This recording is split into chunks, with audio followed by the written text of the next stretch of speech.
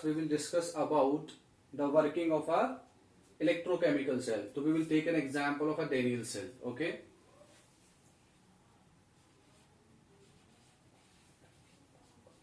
Working of a electrochemical cell. ठीक है, यहां पे हम एग्जाम्पल ले रहे हैं किसका, डेनियल सेल. ठीक है, आप सबको पता है डेनियल सेल के अंदर, डेनियल सेल की जो डेफिनेशन है वो क्या है, एक ऐसा टाइप का इलेक्ट्रोकेमिकल सेल होता है जिसके अंदर जिंक और कॉपर मेटल आपके प्रेजेंट होंगे. ठीक है, तो मैं लिख देता हूं यहां पे an electrochemical cell of Zn and Cu metal, ये आपका रहेगा. ठीक है, तो अब यहाँ पे हम इसका स्ट्रक्चर ड्रॉ करते हैं. वी विल टेक 2 कंटेनर, ये आपके पास 2 कंटेनर हो जाएंगे. ठीक है, अब इन 2 कंटेनर्स के अंदर आपका जो है वो इलेक्ट्रोलाइट होगा. अब इस कंटेनर के अंदर लेफ्ट वाला जो कंटेनर है इसके तरफ है आपका ZnSO4.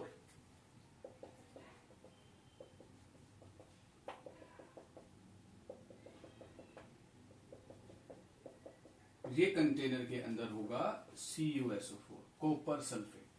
ठीक है, अब जो आपका इलेक्ट्रोलाइट है मोस्ट प्रोबेबली हम उसी टाइप का इलेक्ट्रोड यूज करेंगे. मतलब जो इसके अंदर जिंक रोड होगी, जो इलेक्ट्रोड होगी वो आपकी जिंक रोड होगी. ठीक है, Zn रोड. क्लियर. इस तरफ जो रोड होगा ये आपका Cu रोड होगा. गॉट इट, आ रहा है समझ में. अब इस चीज को हम यहां से वायर से कनेक्ट कर देते हैं. यहां पे हमने लगा दिया वोल्टमीटर, ये आपका वोल्टमीटर हो गया. क्लियर. अब आपको पता है ये जो आपका Zn है इस तरफ, ये वाला जो इलेक्ट्रोड होगा इस वाले इलेक्ट्रोड पे चार्ज रहेगा नेगेटिव, ये चार्ज रहेगा यहाँ पे आपका पॉजिटिव. क्लियर. और इलेक्ट्रॉन की जो मूवमेंट है वो आपकी ऐसे फ्लो रहेगी, इलेक्ट्रॉन मूवमेंट आपका ऐसे फ्लो करेगा. क्लियर. अब ये तो आपका इलेक्ट्रॉनिक आउटर सर्किट हो गया. आउटर सर्किट कैसे पूरा हो रहा है, आउटर सर्किट आपका फ्लो ऑफ इलेक्ट्रोड से हो रहा है, वायर के थ्रू हो रहा है. इनर सर्किट आप कैसे कंप्लीट करेंगे. इनर सर्किट को कंप्लीट करने के लिए हम यूज करते हैं एक यू ट्यूब स्ट्रक्चर. ये आपका यू ट्यूब स्ट्रक्चर हो गया.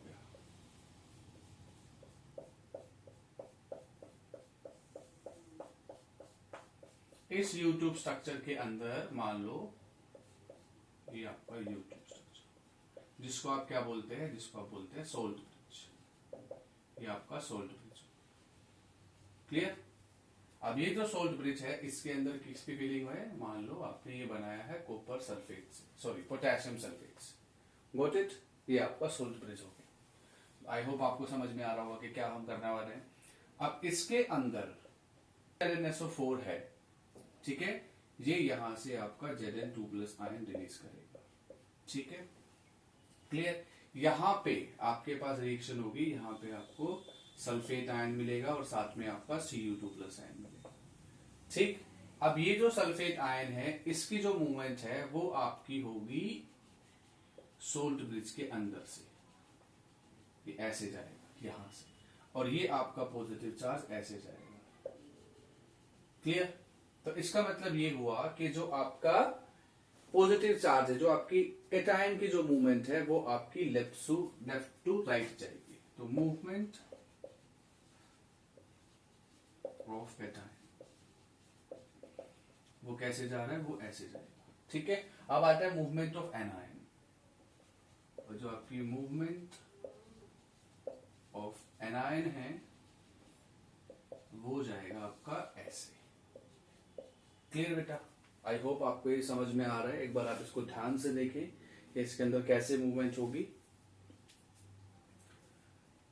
अब इसके अंदर जो पोटेशियम आयन है, ये जो आयन्स हैं, ये आयन्स की जो मूवमेंट है, ये हमने सोल्ट ब्रिज क्यों लगाया है कि ये जो दोनों आयन इलेक्ट्रोलाइटिक सॉल्यूशंस है ये आपस में मिक्स ना हो. ठीक है, इसीलिए इस चार्ज को बैलेंस करने के लिए, आयंस के फ्लो को मेंटेन करने के लिए हम क्या यूज करते हैं, सोल्ट ब्रिज यूज करते हैं। तो इसके अंदर जो ये आपका K प्लस आयन है वो ऐसे मूव करेगा, ठीक है, और सल्फेट आयन आपका इस तरफ ऐसे, मैं इधर से बताता हूं, ये आपका ऐसे मूव करेगा। क्लियर? कैसे डेवलप होगा, ये आपका कन्वेंशनल करंट, ये ऐसे मूव। आप रिएक्शन भी लिख सकते हैं, यहाँ पे मैंने आपको बताया था ऑक्सीडेशन कहां पर होगा एंड आपका रिडक्शन कहां पर होगा। तो यहाँ पे इसकी जो रिएक्शन होगी वो क्या होगी, Zn solid, Zn 2 plus plus 2 electron, ठीक है, और ये आपका Cu2 plus Aq plus 2 electron, arrow mark C, ठीक है। तो जब इसकी वर्किंग होगी ये आपका क्या रहेगा, ये आपका एनोड रहेगा, एनोड की रिएक्शन है, ये आपकी कैथोड की रिएक्शन। क्लियर?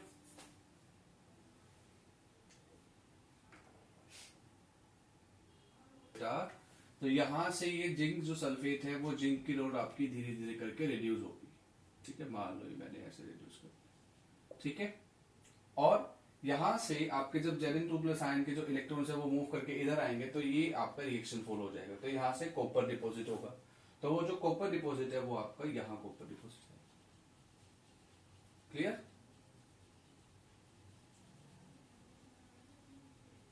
ये डिपॉजिट हो गया आपका कॉपर, गॉट इट? नाउ यहां पे हम side by side function of salt bridge भी कर लेते हैं।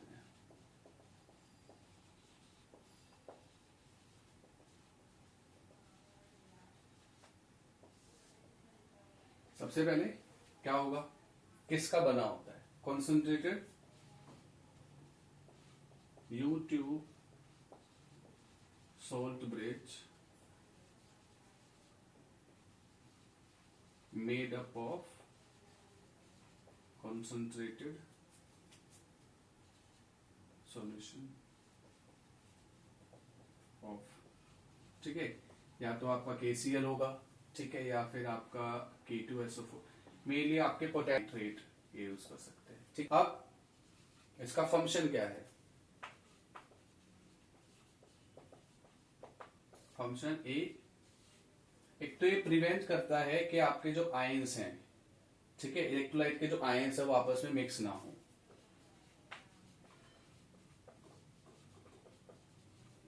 To prevent the flow of ions of two different electrolytes.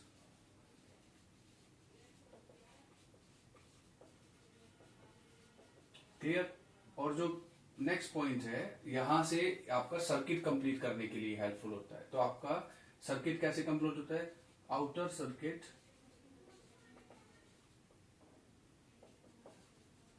Complete bye flow of electron through wire,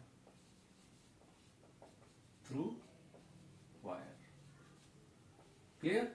और जो आपका इंटरनल सर्किट है वो कैसे मूव हो रहा है, वो आपका आयंस की वजह से हो रहा है, इलेक्ट्रॉन सॉरी जो आयंस की मूवमेंट है, outer sorry internal circuit completed through the movement of ions, ठीक है। अब इससे क्या हो रहा है, इससे आपका मेंटेन हो रहा है इलेक्ट्रिकल चार्ज फ्लो, ठीक है, जिसको हम नोट करके लिख सकते हैं न्यूट्रलिटी। तो आपकी न्यूट्रलिटी मेंटेन हो रही है। तो this is your complete working of a Daniell cell. अब इसी के अंदर अगर आप इसको LHS और RHS लिख के लिखें, LHS क्या है बेटा आपका, LHS is Zn2 plus aqueous sorry Zn solid converting into Zn2 plus 2 electron, ठीक है, AQ। ये हो गया LHS। RHS right hand side, Cu2 plus AQ taking 2 electrons and converting into Cu solids। तो अगर आप इन दोनों को ऐड कर दें, इलेक्ट्रॉन से इलेक्ट्रॉन कैंसिल हो गया आपका, ये आपका आ गया रिडॉक्स कपल। क्या हो गया? Redox couple. ठीक है, इसको हम रिडॉक्स कपल बोलेंगे। तो रिडॉक्स कपल रिएक्शन क्या होगी आपकी? Zn solid plus Cu2 plus AQ arrow mark Zn2 plus AQ plus Cu solid। तो ये आपकी रिडॉक्स रिएक्शन हो गई। क्या हो गई? Redox reaction. Your electrochemical cell is working, what are the results you can take out? Number one, the weight of the copper rod increases and zinc rod decreases as the cells work। जैसे मान लो आपके पास ये था, तो यहाँ पे जो आपका इलेक्ट्रोड थे, तो ये वाले जो इलेक्ट्रोड होगी ये घटना शुरू हो जाएगा और इसके ऊपर ये इसका डिपोजिशन शुरू हो जाएगा बिकॉज ऑफ द रिडक्शन। तो इधर ऑक्सीडेशन हो रहा था, इधर रिडक्शन हो रहा था, तो ये डिपोजिट हो जाएगा कॉपर यहाँ पे। ठीक है, तो फर्स्ट पॉइंट तो आपका ये रहेगा। दूसरा पॉइंट क्या है? If an increasing external opposing potential.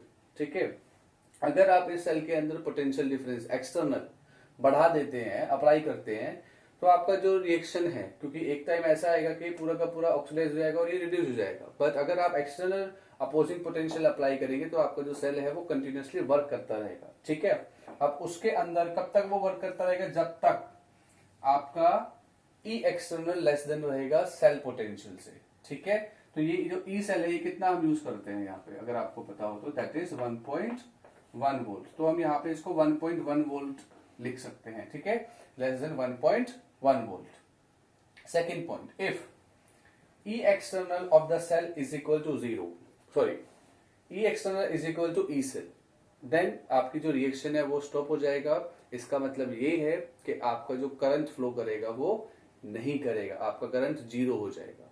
Clear? And third, अगर मैं फर्दर इंक्रीज करता हूं एक्सटर्नल को, तो आपका current not flow in opposite direction. ठीक है, तो आपका जो करंट है वो अपोजिट डायरेक्शन में फ्लो नहीं करेगा। क्लियर बेटा? नाउ अब हमारे पास यहाँ पे जो इलेक्ट्रोड्स हैं, ये जो इलेक्ट्रोलाइट्स हैं, ये जो इलेक्ट्रोड्स हैं और इलेक्ट्रोलाइट्स हैं, यहाँ पर हम कुछ टर्म्स पढ़ेंगे जो कि रिलेटेड होंगे हमारे पोटेंशियल से। ठीक है, what is oxidation potential, what is reduction potential, ये सारी डेफिनेशंस हम यहाँ पे क्लियर करेंगे। तो हमारा जो नेक्स्ट टॉपिक है वो क्या है? That is electrode potential and EMF of a cell.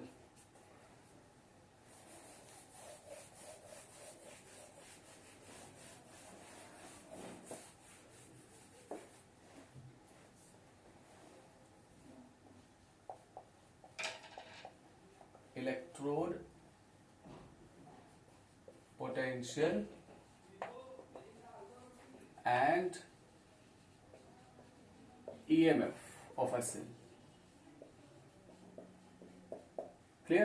तो सबसे पहले we will define what is electrode potential. तो इलेक्ट्रोड पोटेंशियल में आपको दो चीजें पढ़नी है बेटा, एक पढ़ना है आपको oxidation potential and the second one is the reduction potential. Okay, तो first of all when we will say it is a electrode potential, तो अगर मान लो आपके पास यहाँ पे हम मानते हैं ये आपका इलेक्ट्रोड हो गया और ये इलेक्ट्रोलाइट हो गया। ठीक है, तो आपस में दोनों कॉन्टेक्ट में है, तो हम क्या डेफिनेशन लिख सकते हैं? When an electron is kept in a solution of its ion. ठीक है, when an electrode is kept in the solution of its ions, तो उसमें क्या बोलेंगे हम? The metal. तो ये जो मेटल होगा इसके पास टेंडेंसी होगी कि वो आपको इलेक्ट्रॉन लूज करेगा। ठीक है, ions, the metal has tendency to lose electron. Clear बेटा? तो इसके पास टेंडेंसी रहेगी कि ये आपको इलेक्ट्रॉन लूज करके देगा। क्लियर है? एंड जो इलेक्ट्रॉन्स आपके प्रोड्यूस होंगे वो आपके सॉल्यूशन से पास आउट होंगे and pass through the solution. ठीक है, आपके वो सॉल्यूशन से पास आउट हो जाएंगे, इनटू द सॉल्यूशन हो जाएंगे, थ्रू द सॉल्यूशन हो जाएंगे। ठीक है, किसकी फॉर्म में? In the form of metal ion. ये सब हमने बेटा डिस्कस कर लिया, बट एज अ राइटर हमें लिखना पड़ेगा। ठीक है, तो जैसे मान लो आपके पास ये कोई मेटल है सॉलिड, इसने Mn प्लस चार्ज डेवलप कर लिया अपने ऊपर। ठीक है, और ये आपका यहाँ पे एन इलेक्ट्रॉन आ गया। क्लियर? आया समझ में? अब ये जो इलेक्ट्रोड है और ये जो इलेक्ट्रोलाइट है, इन दोनों के बीच का जो पोटेंशियल डिफरेंस होगा, the electrical potential difference between the electrode, the metal और its solution, that is called half cell electrode. आधे सेल की मैं बात कर रहा हूं बेटा यहाँ पे। ठीक है, तो आप क्या लिखेंगे? An electrical potential is setup किस किस के बीच में? In between the metal and it's ions. ठीक है, जो आपके सॉल्यूशन के अंदर आयन्स डेवलप हुए हैं उनके बीच में जब आपका वो डेवलप हो जाएगा, आप सीधा का सीधा बोल सकते हैं between metal and its solution.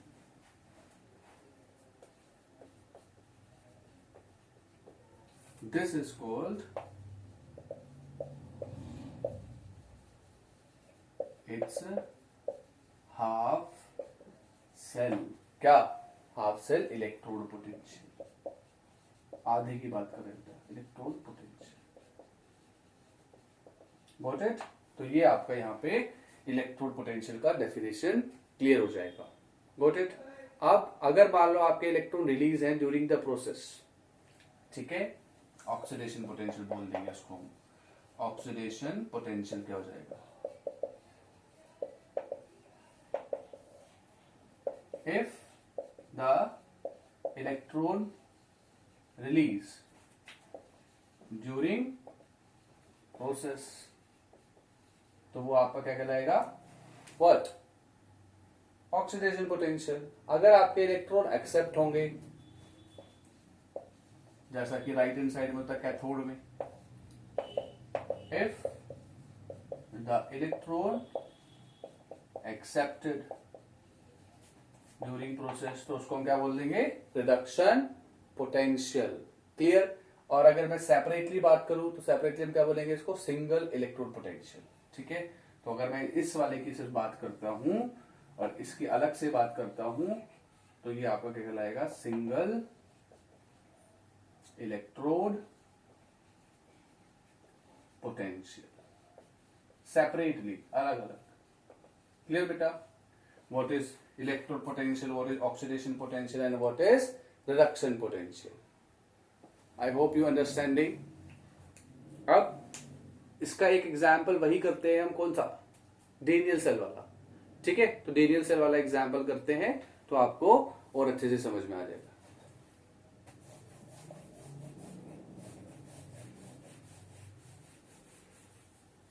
तो if you take a conclusion, जो आपका ऑक्सीडेशन पोटेंशियल है वो क्या है? Give the tendency to lose electron. तो ऑक्सीडेशन पोटेंशियल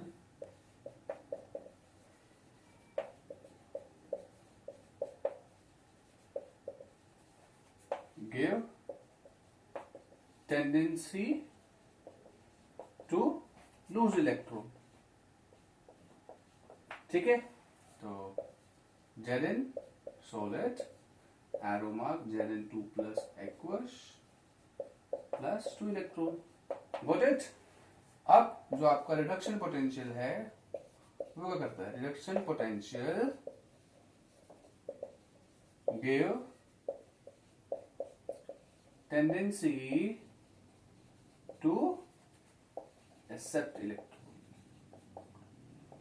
गॉट इट? इसका मतलब Cu2 plus aq plus 2 electron, arrow mark Cu third. तभी तो आपका जो कैथोड है उसके ऊपर पोटेंशियल के कारण वो डिपॉजिट होता है बेटा।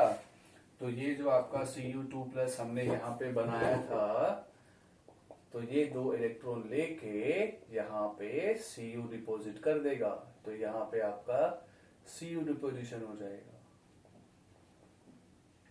ये आपका पॉजिटिव क्या है, कैथोड है, ठीक है। और ये आपका नेगेटिव एनोड था। Got it. ये आपका रिड्यूस होने लगेगा यहाँ से, मैं बार बार रिपीट कर रहा हूँ, ये रिड्यूस हो जाएगा। क्लियर हो गई LHS, और ये आपकी अगेन RHS। क्लियर।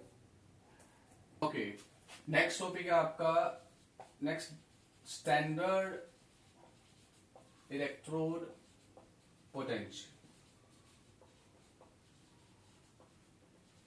तो इसको डिफाइन करेंगे बेटा, when concentration of all the species participating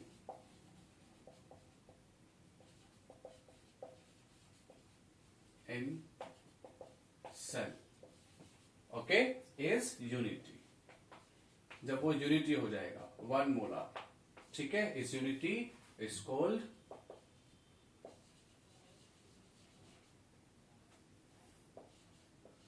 standard electrode potential.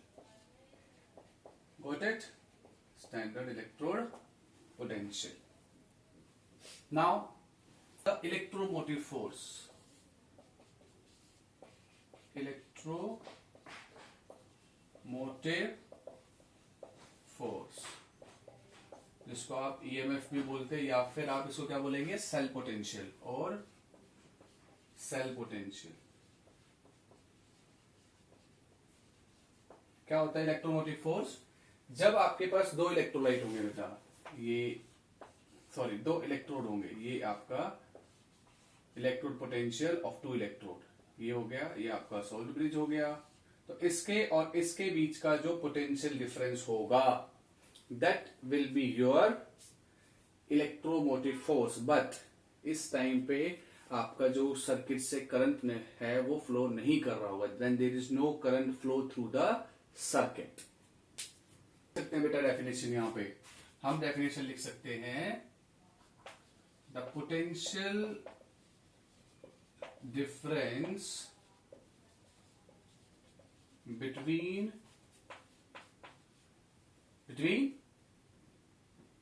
electrode potential of 2 electrodes, ठीक है, इट्स कॉल्ड EMF। कब होगा बेटा? when there is no current drawn through the circuit, through the cell आप बोल सकते हैं, ठीक है। इसको आप कैसे निकालेंगे? अब E naught cell, standard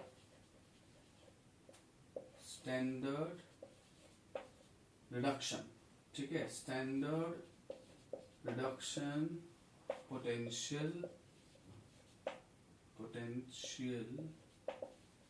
difference, या फिर डिफरेंस छोड़ो, पोटेंशियल और कैथोड, ठीक है, ऑफ कैथोड, ठीक है, minus standard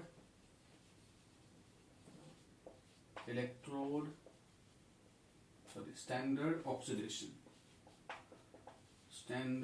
oxidation potential of anode. ये आप ऐसे निकाल सकते हैं, डिफरेंस होता है बेटा, ठीक है। या फिर आप क्या बोल सकते हैं, और E naught cell is equal to E naught cathode minus E naught anode, आप ऐसे लिख सकते हैं। और कैसे लिख सकते हैं? E नोट, अब कैथोड मतलब reduction, E reduction minus E note oxidation, clear? या फिर और ई नोट आर राइट में होता है, ठीक है, यहां पर होता है रिडक्शन, तो ये आपका E naught cell is equal to E naught R right minus E naught left. तो ये आपका पूरा इलेक्ट्रोमोटिव फोर्स हो। ठीक है बेटा, आई होप आपको ये समझ में आ रहा है एंड क्लियर है आपको ये कंसेप्ट सारे के सारे। एंड अगर आपको कोई भी प्रॉब्लम होती है, if you facing any problem then let me know, ask, and most probably this chapter we will not give in this exam, but in your next exam probably it will come. तो just go through this, prepare for exam and then read this chapter side by side, okay? Because हमारा syllabus थोड़ा सा पीछे है, ठीक है, तो हमें उसको भी ग्रैब करना है। तो let's do starting question of this chapter and enjoy. Thank you so much. All the best.